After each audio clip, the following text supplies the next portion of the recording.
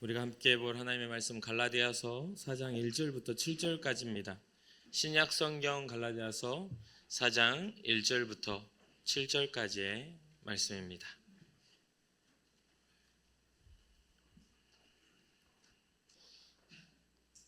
갈라디아서 4장 1절부터 7절까지의 말씀을 한 절 한 절 교독하고 7절 함께 읽겠습니다.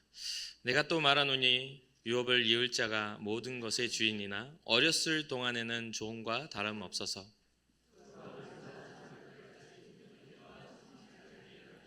이와 같이 우리도 어렸을 때에 이 세상의 초등학문 아래에 있어서 종 노릇하였더니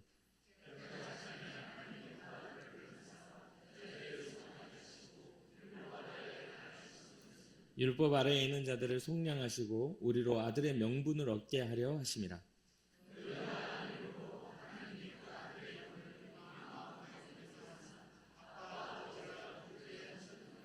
그러므로 내가 이후로는 종이 아니요 아들이니 아들이면 하나님으로 말미암아 유업을 받을 자니라. 아멘.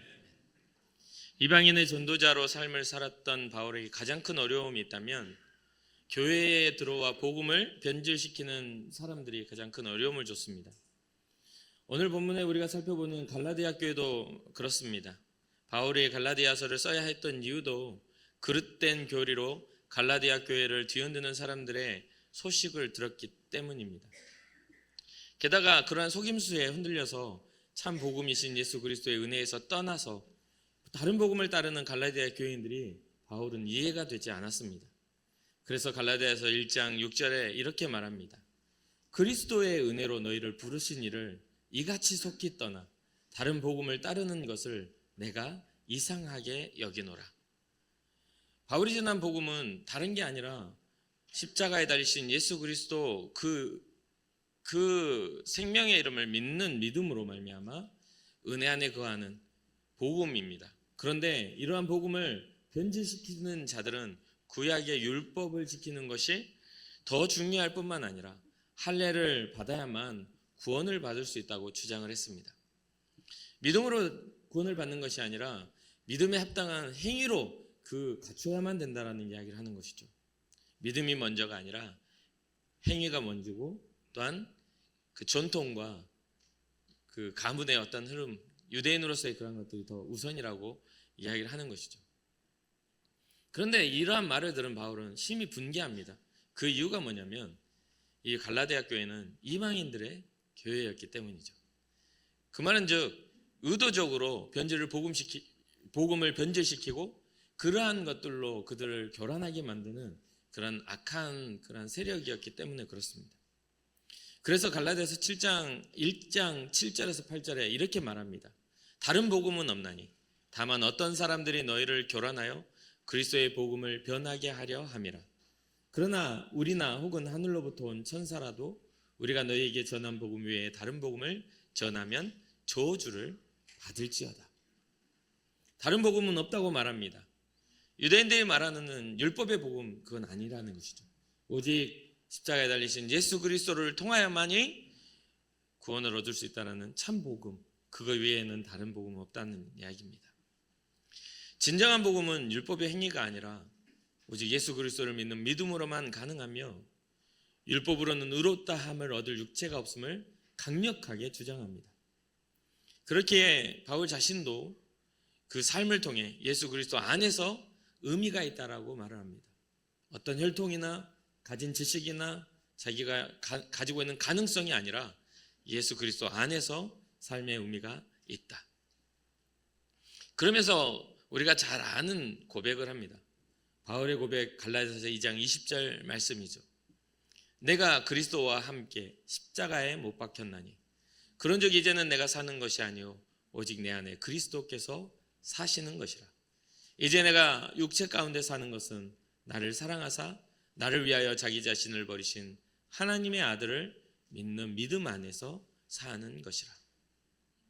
제가 정말 인생에 있어서 인생 말씀이기도 하고 가장 좋아하는 말씀이기도 합니다. 제 삶의 사명으로 알고 이 말씀을 묵상하며 여기까지 걸어왔는데요. 우리의 인생 신앙의 여정이 그리스도와 함께하지 않는다면 우리의 삶의 욕망이나 우리의 삶의 방향성, 우리의 삶의 꿈이 주님이 없다면 그건 아무런 의미가 없다는 것입니다. 그래서 바울과 같이 나는 그리스도와 함께 십자가에 못 박힌 자다. 내가 사는 것은 오직 내 안에 그리스도께서 사신 것이라는 것을 이야기하는 거죠. 주님과 함께 사는 동행을 이야기합니다. 육체 가운데 사는 것마저도 나를 사랑하사 나를 위하여 자기 자신을 버리신 하나님의 아들 그 예수 그리스도로 그 믿는 믿음 안에서 산다고 말을 하는 것이죠. 여러분은 어떠십니까? 이 땅에 사는 것들이 여러분들의 목적이 어디에 있나요? 이 땅에 잘 먹고 잘 살고 부자가 되고 건강하고 뭔가 누군가가 내 자녀들이 잘 되는 그런 것이 여러분들의 삶의 목적이십니까? 이 땅에 우리를 보내신 하나님의 섭리와 은혜가 있음을 꼭 기억하시길 바랍니다. 이 땅에 우리가 존재해야 되는 그 이유가 우리에게 허락하신 하나님의 사명이 있음을 기억하시고 내게 어떠한 것을 허락하셨는가, 나를 통해 하나님은 무슨 일을 하실 것인가에 대한 꼭 고민과 꿈을 꿔보는 여러분과 제가 되기를 주님의 이름으로 축복합니다. 바울은 구원은 오직 믿음으로 말미암아 이루어진다라고 말합니다. 갈라디아서 3장에서는 아브라함의 믿음을 예시로 들면서 설명을 하죠. 아브라함의 자손이라 믿는 유대인들이 착각하는 것이 율법의 행위가 아닌 아브라함의 믿음을 가지고 있어야 한다는 것도 전합니다. 잘못된 것은 너희들의 어떤 혈통이나 그런 행위가 아니야. 율법이 아니야. 아브라함도 의롭게 여김을 받은 건 그의 믿음이란다 라고 말해주고 있죠. 갈라디아서 3장 7절부터 11절 제가 읽어드리겠습니다. 그런즉 믿음으로 말미암은 자들은 아브라함의 자손인 줄 알지어다. 또 하나님이 이방을 믿음으로 말미암아 의로 정하실 것을 성경이 미리 알고 먼저 아브라함에게 복음을 전하되 모든 이방인이 너로 말미암아 복을 받으리라 하였느니라. 그러므로 믿음으로 말미암은 자는 믿음이 있는 아브라함과 함께 복을 받느니라. 무릇 율법 행위에 속한 자들은 저주 아래에 있나니 기록된 바 누구든지 율법책에 기록된 대로 모든 일을 행하지 아니하는 자는 저주 아래에 있는 자라 하였습니다. 또 하나님 앞에서 아무도 율법으로 말미암아 의롭게 되지 못할 것이 분명하니 이는 의인은 믿음으로 살리라 하였습니다. 바울은 율법이 무용하다고 말하고 있지 않습니다. 오히려 율법은 하나님의 약속과 반대되는 것이 아니라 율법을 통해 죄에 대한 하나님의 뜻을 알게 된다는 것이죠. 하나님이 주신 그 하나님의 법을 통하여 하나님이 싫어하시는 것을, 하나님의 백성이 걸어가야 할 그 길의 노선들을 가르쳐주고 있다는 것을 율법을 통해 우리는 알게 됩니다. 그런데 바울은 이러한 율법을 알고 있었음에도 참 진리이신 예수 그리스도를 알지 못했던 그 상황을 초등학문에 갇혀 있었던 자기의 종의 모습과 같은 모습으로 이야기하고 있습니다. 율법이 전부인 줄 알았고 하나님을 아는 것에, 율법을 통해 아는 것에 그것이 하나님의 뜻인 줄 알았는데 그 아들 예수 그리스도를 아는 순간 율법은 단순히 하나님이 기뻐하시는 삶의 방향이었음을 알게 되었던 것이죠. 그래서 율법은 그리스도께로 인도하는 초등교사와 같은 역할을 했다고 말을 해줍니다. 갈라디아서 3장 24절 이같이 율법이 우리를 그리스도께로 인도하는 초등교사가 되어 우리로 하여금 믿음으로 말미암아 의롭다함을 얻게 하려 함이라. 하나님의 법을 통하여 그리스도 앞으로 나아가게 만드는, 하나님의 법을 알기에 우리의 잘못된 삶을 기준을 삼아 회개할 수 있는 기준점을 율법을 통해 가르쳐 주셨다는 겁니다. 그러니 뭡니까? 우리가 회개하라고 그러면 어떤 근거를 가지고 우리는 우리의 죄를 회개해야 합니까? 우리의 양심인가요? 우리의 어떤 잘못된, 우리의 실수한 도덕성이나 아니면 의도적이든 뭐 고의적이든 알지 못했고 지었던 죄들에 대해서 막 끌어내가지고 그것을 뭐 이렇게 잘못을 인정해야 하는 게 회개인가요?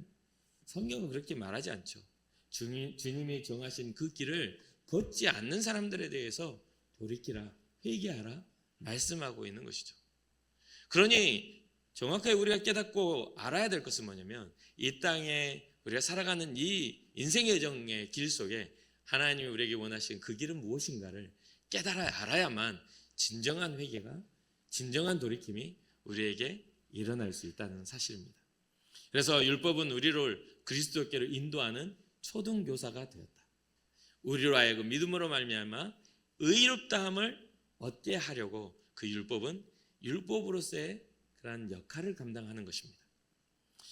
우리의 믿음이신 예수 그리스도가 오신 후로는 초등교사와 같은 율법에 갇혀있지 말라. 믿음으로 말미암아 그리스도 안에서 하나님의 자녀가 되었음을 기억하라고 이 갈라디아서를 통해서 바울은 이야기해주고 있습니다.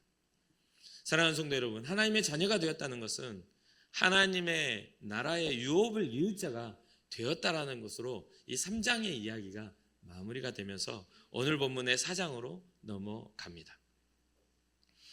갈라디아 교회의 교인들이 혼란스러워했던 것은 율법과 은혜에 관한 이야기입니다.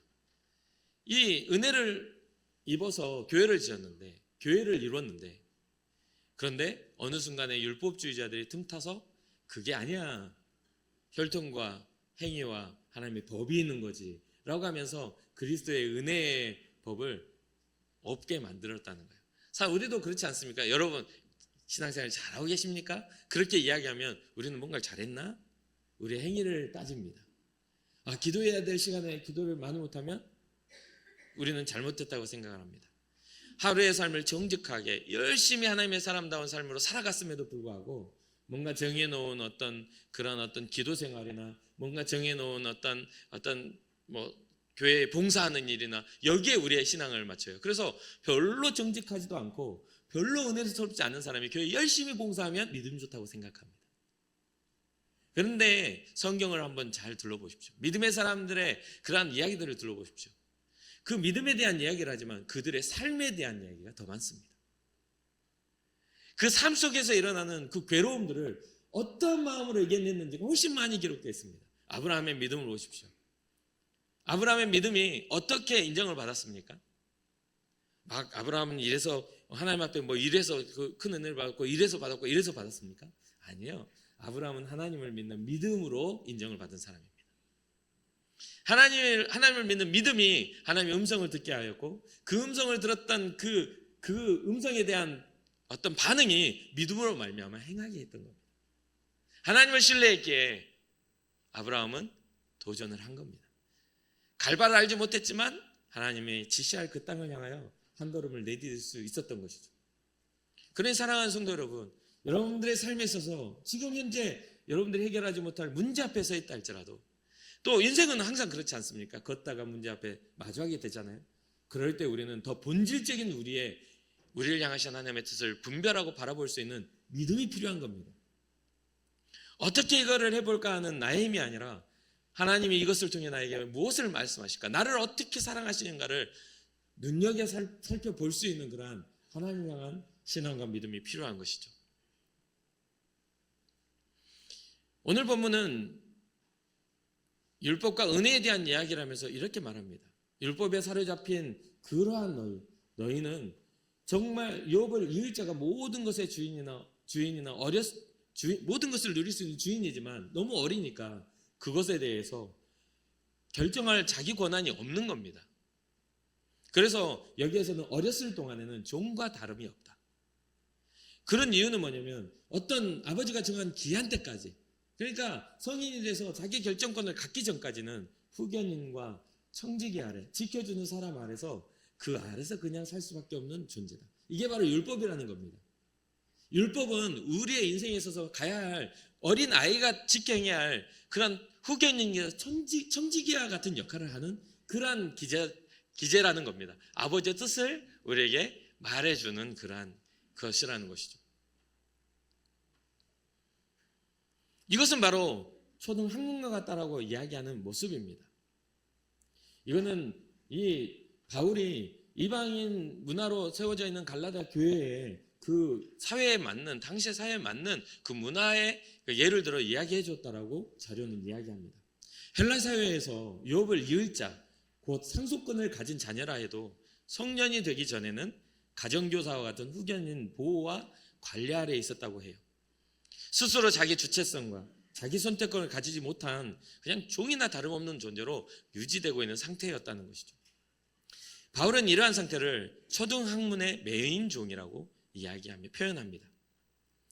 또한 세상의 초등학문이라는 이 말, 이 초등학문, 세상의 초등학문이라는 말은 또 율법과는 조금 다른 헬레니즘 문화 안에서 그들의 이해를 돕는데, 이것을 보니까 원어적으로 우주의 기본적인 정령들, 그러니까 우주의 기본적인 영적인 세계라는 그런 이야기입니다. 그리고 헬레니즘 문화는 어떤 문화입니까? 정말 다문화, 다 종교가 합쳐져 있는 그런 문화잖아요. 그러니까 이 갈라디아 교인들이 가지고 있는 문화 안에는 수많은 신들이 있는 겁니다. 수많은 정령이 있는 거예요. 영적인 세계가 있는 거예요. 그래서 이걸 보니까 이 단어를 쓸 때는 물 정령, 불 정령, 또 흙 정령, 바람 정령과 같은 그냥 그때 당시에 여러 우상으로 이렇게 세워져 있는 그런 것들로 세워지고, 또 일월성신과 같은 점성술이 발달되어져서 그러한 것들, 요즘에도 그렇잖아요. 예수님 믿는다는 사람들도 지나가다 돈 5,000원 주고 타로 좀 보고 지나가고, 그런 일들이 흔하게 일어나는 겁니다. 그게 바로 혼합주의적인 그런 어떤 문화 안에 일어나는 하나님이 싫어하시는 우상의 모양이라는 거죠. 이게 뭐 어때서 그냥 재미로 보는 건데, 맞아요. 재미로 보는 그것을 하나님이 싫어하시는 겁니다. 왜냐하면 그러한 것들이 고대로부터 지금까지 다른 모양과 다른 형태를 따라 계속 발전해서 우리 문화 가운데 들어와 있기 때문에 그렇습니다. 들어와 있기 때문에 그래요.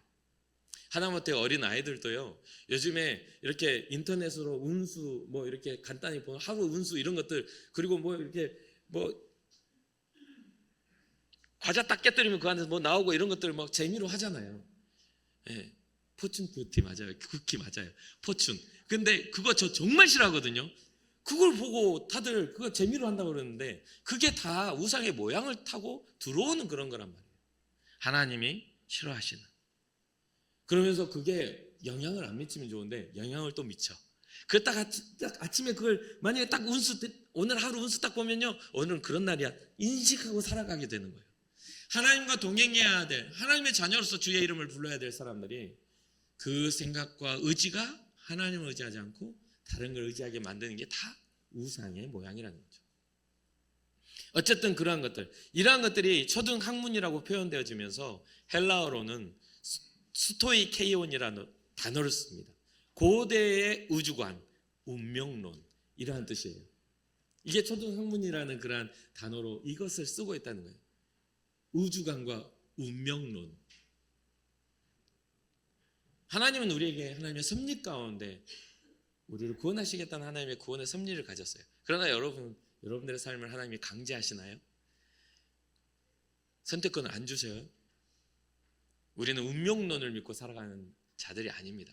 하나님의 섭리를 바라보고 주님을 찾는 자들에게 복 주시는 하나님을 바라보고 사는 거예요.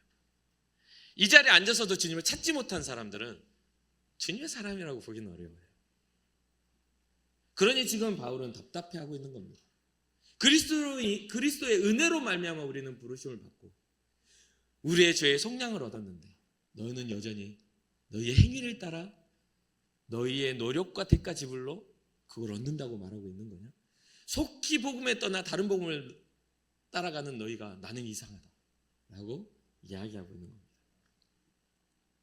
갈라디아 교인들은 말씀드렸다시피 대부분 이방인들입니다. 혼합주의에 익숙한 사람들이기도 해요. 이러한 것을 바울은 율법의 행위와 더불어 그들이 진리를 거스르는 세상 지식을 초등학문이라고 표현하며 너희는 그러한 초등학문과 같은 세상적인 것에 매여 있는 종에 불과하다. 그러나 가능성은 무엇입니까? 그 종에서부터 어린 아이일 때는 그렇지만 그때 시간이 지나가면 때가 차면 때가 참으로 하나님이 그 아들을 보내셔서 우리를 구원하신 게 아니냐. 오늘 본문이 그 이야기입니다. 4절이죠. 때가 참에 하나님이 그 아들을 보내사 여자에게서 나게 하시고 율법 아래에 나게 하신 것은 율법 아래에 있는 자들을 속량하시고 우리로 아들의 명분을 얻게 하려 하심이라. 하나님 우리를 그러한 어떤 종의 멍에에서 벗어나게 하시려고 하나님의 때에 하나님의 아들을 보내셔서 우리를 해방하셨다라는 것이 우리가 얻은 복음이야 라고 말하고 있는 것이죠.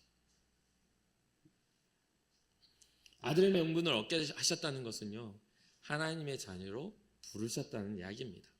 즉 로마서 8장에 보니까 양자로 삼으셨다라고 이야기를 해요.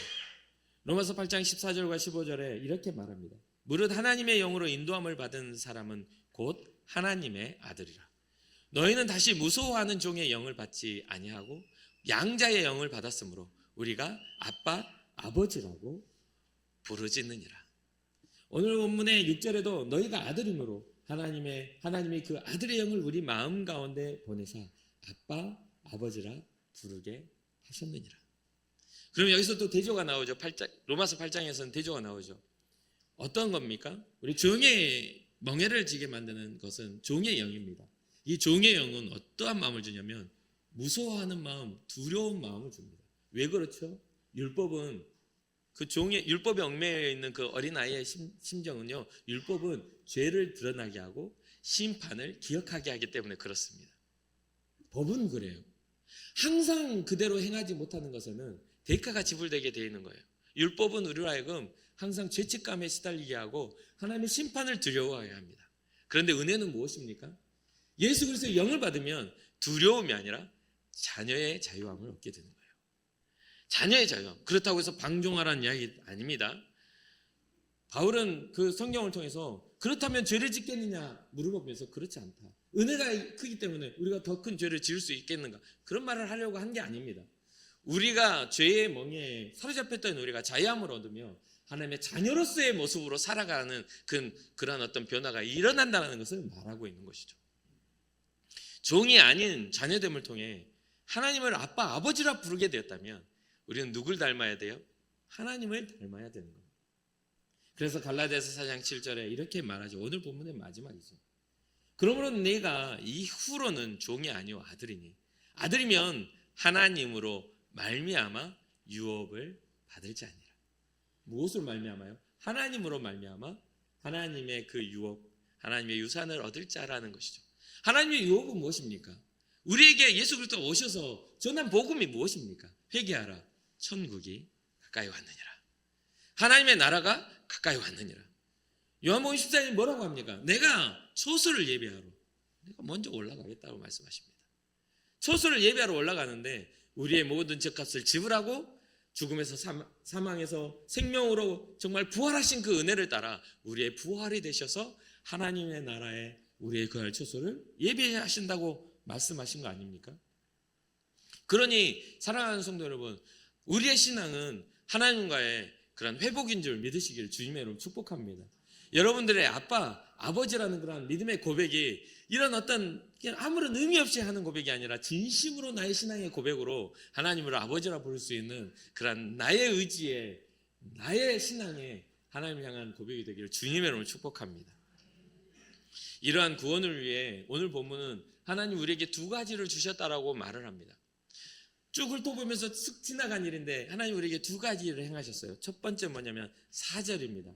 때가 참에 하나님이 그 아들을 보내사 여자에게서 나게 하시고 율법 아래에서 나게 하신 그 일. 초등학문 종의 멍에에서 우리를 해방하시기 위하여 종의 모습으로 그 안에 들어오셔서 참된 사망에서 생명으로 옮겨지는 해방을 주신 일. 이게 첫 번째 하나님의 일하신 구원의 아들을 보내셔서 대속하신 그 첫 번째 일입니다.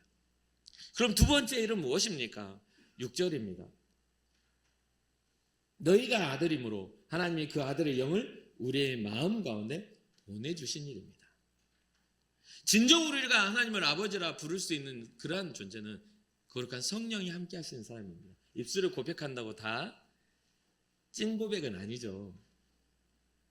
그렇지 않아요? 우리 중심과 우리의 삶을 아시는 이가 우리의 깊은 것까지라도 감찰하시는 이가 우리의 고백을 모르겠어요? 진짜 하나님을 아버지라 부르는 자들은 하나님을 의지하는 자들일 것입니다. 어떤 길을 걷고 어떤 상황에 처한다 할지라도 주님 아니면 안 되는 사람들, 나의 보호자는 하나님이시라고 주의 손을 붙잡고 주와 함께 동행할 줄 아는 것이 최우선인 사람들입니다. 나의 감정과 나의 방법과 나의 생각으로 죄를 감당하는 것이 아니라 하나님의 생각과 하나님의 감정으로 그 길을 걷는 거죠. 큰 일을 이루는 게 아니에요. 저는 항상 그런 생각을 합니다. 물론 여러분들에게 이런 생각을 한다고 해도 어떻게 증명할 길은 별로 없지만 이제까지 살아온 인생 속에 저는 항상 그런 생각을 해요. 아주 작은 일 가운데 내가 그것에 대한 정직함을 지켜야지. 사랑하는 성도 여러분, 성도들이 가장 지켜야 할 가장 큰 힘이 뭔 줄 아십니까? 그건 정직함입니다. 내 삶에서, 내 인생에 있어서 주님의 거룩함을 따라 행하는 게 가장 성도의 위력입니다. 왜 이때 당시에 지금의 사회와 지금의 시대가 교회가 손가락질 당하죠? 정직함을 상실한 성도들이 교회 안에 앉아있기 때문에 그렇습니다. 그래서 사랑하는 성도 여러분, 우리는 정직한 것을 위해 용기를 내야 합니다. 정직하지 못한 것들이 우리의 삶에 찾아올 때, 은혜 아닌 다른 것들이 우리의 행위가 우리의 삶에 자리 잡으려고 할 때 우리는 그것을 거절하고 믿음으로 행하는 사람이 되어야 될 줄 믿습니다. 행함이 먼저가 아니라 아브라함의 믿음이 먼저입니다. 율법이 먼저가 아니라 아브라함의 믿음이 우리로 하여금 살게 합니다. 예수 그리스도를 믿는 그 믿음이 우리를 하나님의 자녀로 세우신다는 것을 잊지 마시기를 바랍니다. 만일 아직도 이곳에 함께 하시는 여러분 중에 세상적인 가치관과 사고 방식이나 세상적인 원리에 따라 어떤 특정한 기독교인이라 기독교 아니어도 상관없어라는 생각으로 어떤 종교 의식으로 여러분 신앙생활을 하고 계시는 분이 있다면 돌이키시길 주님으로 축복합니다. 주님이 우리에게 행하신 그 놀라운 희생을 값싼 것으로 만들어서는 안 되지 않겠습니까? 우리가 주님 앞에 하나님을 아버지라 부르면서 주님의 이름을 믿지도 않고 그 이름에 모독을 받게, 우리의 행위를 통해 주의 이름이 모독받게 해서는 안 되는 거잖아요. 그러니까 우리 세상 가치관 다 내려놓고 세상의 사고방식 다 내려놓고 세상에 우리가 살아왔던 그런 원리들도 내려놓고 그냥 이것도 좋아 저것도 좋아하는 이것도 저것도 아닌 그런 종교의식 내려놓고 진짜 믿음으로 주님 앞에 나아가 주의 이름을 불렀으면 좋겠어요. 나의 구원자이신 내 아버지. 이러한 신앙의 고백들이 여러분과 저에게 온전히 일어나기를 주님으로 축복합니다. 이후로는 우리는 종이 아닙니다. 예수 그리스도가 오셔서 이제는 하나님의 자녀가 되었어요. 이제는 하나님의 자녀됨으로 살아가야 돼요. 그래서 제가 신앙적인 그런 깨달음을 얻고 죄계를 걷고자 했을 때 이게 원리가 깨달아졌어요. 하나님이 우리를 회복하실 때 그 이름을 믿는 자들에게 자녀된 권세를 주셨다는 그것을 깨달은 후에 제가 30년 넘도록 이 목회 현장에서 제가 제 개인적인 기도를 할 때는 끊임없이 하는 기도, 한 번도 빼놓지 않는 기도가 그게 있어요. 하나님의 자녀된 권세를 누리게 하옵소서. 하나님의 자녀된 권세를 누리게 하옵소서. 하나님의 자녀된 권세를 우리가 누리게 되면 악한 사탄 마귀는 우리에게 틈타지 못합니다. 죄의 유혹도 우리는 이겨낼 힘이 그 자녀됨으로 통하여 하나님을 알음을 통하여 우리는 이겨낼 수가 있습니다. 당장 보이는 것은 이게 큰 손해를 보는 것 같아도요, 제 인생에 있어서는 최고의 선택을 할 수가 있는 겁니다. 우리는 그래도 좀 눈 감아주고 그냥 그래도 되죠, 이렇게 생각할 수 있는 거 저는 싫습니다. 그냥 문제가 될 것 같으면 내려놓고 안 하는 게 낫지, 굳이 그거 조금 유익된다고 그거 붙잡고 몸부림치고 있다고요? 하나님 앞에 나의 정직성을 훼손하는 일이라면 그렇게 살면 안 되는 거예요. 우리가 세상을 향해 빛의 자녀가 된다면 우리에게 있는 어두움을 걷어내야 됩니다. 하나님의 자녀됨을 회복한 다음에 세상에 나갔을 때 우리는 빛의 자녀의 그런 역할을 감당하는 거예요. 그러니 사랑하는 성도 여러분, 여러분의 마음속에 하나님의 말씀을 새기시고 여러분들의 마음속에 그리스도의 은혜를 새기시길 주님의 이름으로 축복합니다.